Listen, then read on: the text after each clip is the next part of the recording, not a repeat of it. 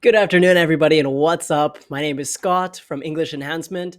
Today, we're going to talk about negotiating in English. So, follow along. We'll look at five really basic strategies that will move you from negotiating here to successful negotiation. At the end, I'll also give you two more helpful tips that I think will complete and well round your negotiating strategy. So, let's get started. Obviously, when you're negotiating, you have to prepare thoroughly. You need to know what your counter argument will be. So, first, you need to do some research. Understand the needs, the motivations, and the constraints of both parties. When we talk about parties, we mean two groups of people or two companies. What are your motivations? Why are you negotiating? And what are the constraints? What blocks you and what blocks the other party from achieving your goal? Then, of course, you need to know the goals and the priorities of you and the other party. This gives you a leverage during your negotiation. If you know what the other party ultimate goal is, then you will be able to use that and apply it when speaking to them. And it also helps you to be a more honest and integral person because you know what they want at the end of the day and you can work with them. Negotiating isn't an argument, it's meant to be a collaboration between two parties. So think to yourself, what are my objectives? Objectives are the goals that you want to achieve, like this here. I suggest writing them down. Don't just think about it on the drive to your meeting with your boss. Write it down before you enter the negotiation. Clearly define your goals, your desires for the negotiation.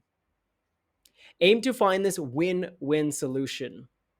A win win solution is when both parties find their win, they find their solution.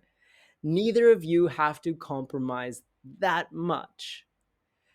As we learn, there will be some compromising a little bit, but if you can successfully find a win win solution, then both parties will walk away happier and they'll be more likely to negotiate with you more in the future. We're also going to prepare for an alternative. We need to assertively pursue our interests. Now, in our lessons, we talk a lot about persuasive vocabulary. It's so much more persuasive to say, we must reach this agreement compared to we should reach this agreement. Should and must are both module verbs, but they have different levels of certainty. Must, have to, ought to, we are obligated to. Obligated is not an module verb, but there are other persuasive vocabularies that we could include. We cover a lot of this in our lesson, but you have to prepare to speak about it and to use them when speaking. Part of this is English, and part of this is personality and learnt technique. So prepare thoroughly. As you are preparing thoroughly, you should consider your BATNA, BATNA. BATNA stands for the best alternative to a negotiated agreement. Look at this really simple diagram that I made. So here's the seller. Maybe they are selling a new program, a new software, or a used car. And here's the buyer. That's you. You want to buy the used car. Well, the seller has his highest price point. The used car will be $30,000. That sounds like a new car. And his lowest price point is going to be $25,000. That's the minimum he will sell it to you.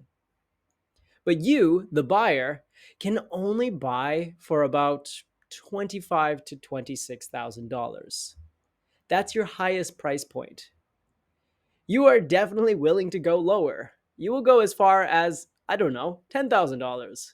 But let's be realistic, you'll probably go as low as $20,000 for the used car of your dreams, the nice Mercedes Benz. In the middle, we have ZOPA, the zone of possible agreement. It's a zone, so that means it's not a fixed number. You and the car sales dealership are willing to find a Zopa between maybe 24 to $26,000, including insurance and any other additional costs. This is the alternative agreement, the best alternative to a negotiated agreement. Now, I highly suggest that you put yourself in the buyer or the seller's position. Understand who you are negotiating with. If you're negotiating with your boss and you want a higher salary, understand that he is probably going to say, "No, I can't quite do that. I can give you a 3% raise." But you're asking for a 20% raise. So understand when you go into the agreement, what is a logical ZOPA? What will logically be the zone of possible agreement? Then you can start to work from there. All right, so we're preparing thoroughly. We know what we need for our objectives, our research, and our BATNA. Now you're going to think with your heart. Aw, isn't that nice? First of all, when we're negotiating, we need to understand that humans are humans and we're all working with emotions. But it's your job to redirect your emotions in a positive manner. Humans will always respond to you better if you are putting a positive spin on your message. So you're not wanting to become angry or heated or frustrated. No one will negotiate with that. You need to channel your negative emotions into a constructive dialogue. Constructive dialogue means that it is a conversation that is building and not destroying. You can focus on the problem solving. Find a solution for both of you. Here are a couple phrases that you can use when you're actually negotiating with a person. Let's aim for a win-win solution. Win-win. Both parties win. I'm confident that we can find a solution. Side note, this is also a little bit persuasive. I'm confident that we can find a solution. Now you're building trust. Let's focus on finding a common ground. Common ground is that ZOPA. That's your zone of possible agreement. It's a very casual yet professional way to say, let's find a ZOPA. Next is how can we tailor a solution? Tailor means to create, personalize. And let's explore solutions that benefit both of us. Let's explore solutions that can help us buy a car. Take a screenshot of these phrases and try to use them while you're negotiating. As you are thinking with your heart, you're also going to ask open ended questions. I love these. Open ended questions encourage other people to start thinking without guiding them to an answer. Super helpful negotiation strategy. In fact, it's used by the top CIA agents in negotiating and interrogation. When you ask open ended questions, you are having your partner or your other party think about the answer for you. Now, this works in two ways. They start to question the logic, they start to think of your best negotiation, and they start to think, how will he get there? So let's say you're asking for the car at $25,000 or maybe $23,000, the used car. And you ask the dealership, how can we ensure that I can pay for this on time without paying a higher interest? How can I? How can I do this? He must then put himself in your shoes and think about your possibilities.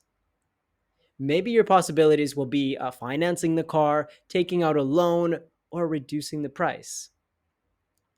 Let's look at some phrases. What do you think would be the best course of action? Course of action is the path, the trail of action for both parties. How can we ensure that both sides are fully satisfied with the outcome? I love this question. How can we ensure that we're both fully satisfied with the outcome? It's not weird to ask this. It's not strange. You're having an honest and integral conversation with another person to make sure you both find a win-win. Next, how do you envision this situation playing out? Wow, banger question. Ask this at the beginning of your negotiation. Envision means to vision, to see into the future. And playing out is a phrasal verb we use to talk about how will it resolve? How will it finish? How will it act out to the end? Final phrase is, what are your thoughts on how we can move forward collaboratively? So we want to figure out how are both parties going to collaborate together to find a win-win solution. Move forward. In that phrase, there's already an action of progress. How can we move forward together? All right, so we're thinking with our heart, and let's finally get into empathy. Empathy is having concern for another person. It's like sympathy, but different. Sympathy is when you can sympathize for someone. You can feel bad for them. Poor you, pity you. I know that situation. And you give them your love and you give them your care. But empathy is when you give them that care, that trust, that feeling, because you've also been there. You understand that viewpoint. You understand that problem. Let's look at some phrases. I understand where you're coming from. I hear what you're saying. Your concerns are important to me. I fully understand your concerns and your viewpoints, but, then you can add a but after that. However, I fully understand your concerns. However, they do not align with my values. And lastly, I recognize the validity of your concerns. Now, those are the 5 strategies I want you to work on for negotiating, whether it's at work, with your boss, buying a used car, or buying carrots at the market. We all have the opportunity to negotiate. But there's 2 more things I want you to think about before we finish, and that's to negotiate wisely. Think about it. Focus on the interest, not the position. What this means, focus on the interest, not the position, is that all humans have a position. I want 20% more in my income. That's my position, my statement, my demands. But humans are humans and we have an interest for this. Your job is to find what the interest is. I want 20% raise on my income because I'm starting a new family and I can really use the added salary. Now, as humans, we can start negotiating together. We can find a way that we can support your family, you as a good technician, and the company can find a reasonable salary increase. So both parties are finding that common ground, that win-win solution. Time and time again, you'll understand that the interest is more important than the position. Next, we're going to escape that cycle of action and reaction. You've seen this at the market. $15, $6, $7, $8, and it just keeps going in this cycle of reaction and action. You need to stop in a negotiation and introduce new ideas and new approaches. If we're not able to come up with that 20% salary raise, propose. Yes, propose to your boss a new solution. If you can't do 20%, can we please increase my health benefits, my compensated packages? That will help me and my new family. Now, this isn't dollar for dollar, but you are still winning. You're getting something valuable out of the negotiation, and you've proposed a solution, but you've broken that chain reaction of yes, no, yes, no. Final tip I want to leave you with is that no does not mean no. In a negotiation, no is always the beginning of something. Humans love to feel like we're in control, and so when we state no, we actually control the situation. Your job as the negotiee is to take that no and to open it to new opportunities. Ask why. No, you can't have a 20% salary increase. Okay, why? What steps will it take for me to get a raise? Then you come back to them by completing those steps. These are just a few quick tips to help you negotiate in English every day and keep applying your business English. If you've watched the entire video, well, congratulations, thank you. Do remember to hit that like and subscribe button. It really helps me, and I'm looking to do more videos in the future, and I'll see you in class. Thanks, everybody, and see you later.